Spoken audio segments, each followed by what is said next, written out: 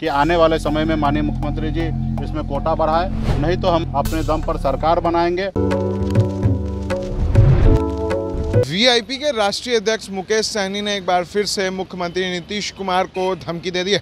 उन्होंने इशारे में ये बात कही है कि अगर मुख्यमंत्री नीतीश कुमार अति पिछड़ा समाज का आरक्षण नहीं बढ़ाते हैं तो वीआईपी पार्टी खुद चुनाव लड़ेगी और अपनी सरकार बनाएगी। ये बातें वीआईपी के राष्ट्रीय अध्यक्ष मुकेश सहनी ने कर्पूरी ठाकुर के पुण्यतिथि पर आयोजित महाअभियान के तहत कही। आज कर्पूरी ठाकुर की पुण्यतिथि पर वीआईपी के राष्ट्रीय अध्यक्ष मुकेश सहनी ने अति पिछड़ा समाज से जो मांग पत्र है उसको लेने के लिए कई रथों को रवाना किया और इस अवसर पर पत्रकारों से बातचीत करते हुए मुकेश सहनी ने कहा है कि हम एनडीए के सहयोगी हैं और हम मुख्यमंत्री से लगातार अति पिछड़ा समाज के आरक्षण को बढ़ाने की बात कर रहे हैं, लेकिन अगर मुख्यमंत्री आरक्षण को नहीं बढ़ाते हैं तो हम कर्पूरी ठाकुर के बताए रास्ते पर चलेंगे और हम संघर्ष करेंगे, लड़ाई लड़ेंगे और अपनी सरकार बनाएंगे। और क्या कुछ कह रहे हैं मुकेश सहनी, पहले आप वो सुने। कि जननायक कर्पूरी ठाकुर जी की पुण्यतिथि पे आज हम लोगों ने कार्यक्रम किया है। जननायक कर्पूरी ठाकुर जी को हम लोगों ने याद किया है और उनके बताए हुए रास्ते पे हम लोग संघर्ष करने का निर्णय लिया है। आज इसके लिए आज हमने 5 वैन को हमने हरी झंडी दिखाया है।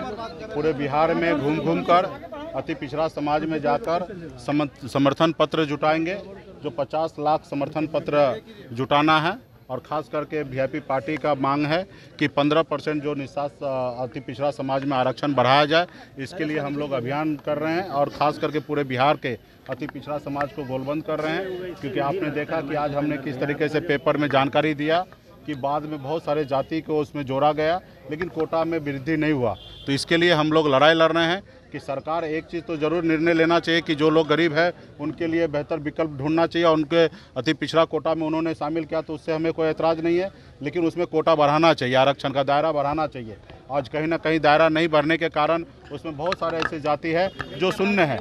एक बीपीएससी में एक अपने बच्चे को एसडीओ तक नहीं बना पाते हैं। तो इसके लिए हम लोग लड़ाई लड़ रहे हैं कि 18% से बढ़ाकर 33% अति पिछड़ा कोटा में आरक्षण करे और राज्य सरकार ये कर सकते हैं। राज्य सरकार के पास पूरा शक्ति है, पावर है।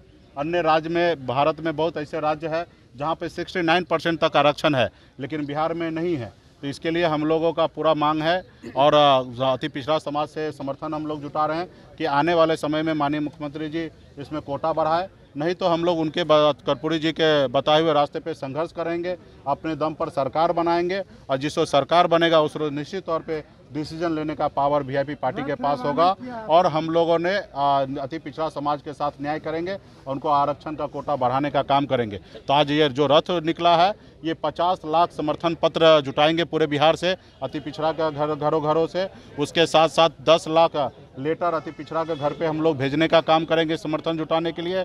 उसके साथ ही अगले महीने में 25 मार्च को 101 बाइक के साथ युवा को हम लोग लॉन्च करेंगे। मेगा लॉन्चिंग होगा जो हर अनुमंडल में जाके हर एक घर तक पहुंचेंगे और हमारे लोग अब वहां पे एक अति पिछड़ा का बेटा को इस मुहिम से जोड़ने का काम करेंगे। हमारे लक्ष्य है कि 2024 से पहले जिनको दिल्ली में सत्ता पावर में आना है, 40 लोकसभा से जीतना है, तो अति पिछड़ा का बेटा के साथ न्याय करे और अति पिछड़ा का कोटा को बढ़ाए। उनके साथ आने वाले समय में अति पिछड़ा समाज 2024 में हो रहेगा।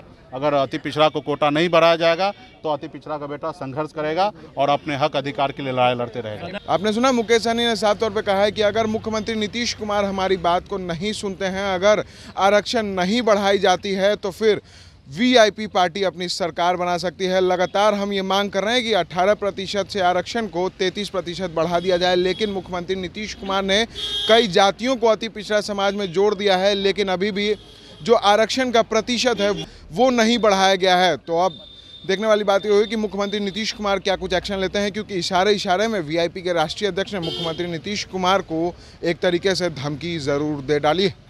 ऐसे ही तमाम खबरों के लिए बने रहें द एचडी न्यूज़ के साथ और देखते रहें द एचडी न्यूज़।